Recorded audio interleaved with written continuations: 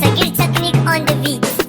Sinigin biya ba zan ba da arinki ba, mene za na so wanda ni baki bani ba, mene za na ji wanda baki faɗe shi ba, banda farin ciki wanda ya wuce naki ba. Babu kamar ki ne ko akwai banganta ba, mene za ki so in akwai ban baki ba, ko da babu ma ai ba zan ki biɗo shi ba. Ina za na je ran da ban ganki ba, bana son rabuwa na tuna sai farin gaba.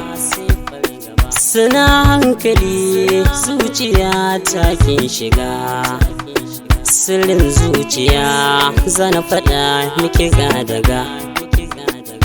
Kaunar ki ne na rufe balle a ga, ba ƙwariya bane balle a ce zaɓen buga, ba jinka bane balle a tara ɗan taga.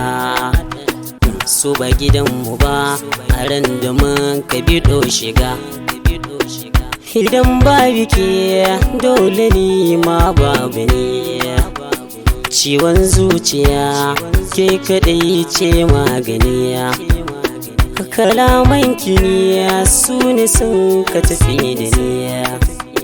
Wasu suna faɗin kar na je ki ɓatar da ni, ka ba hankali kula da ruɗin zamani, ni kuma ba na ji san kishi ya tafi da ni.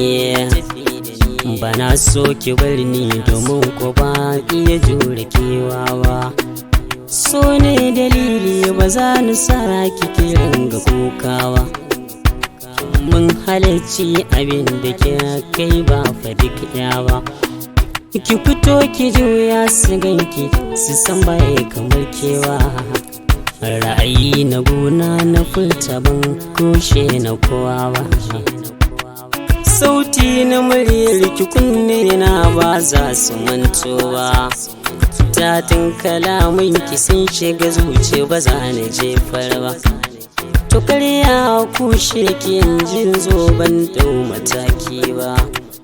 So na kasan kauna kalli ragobe zan sadauki ba, ba kai ka karfi ba so mai kasaita kamar giwa.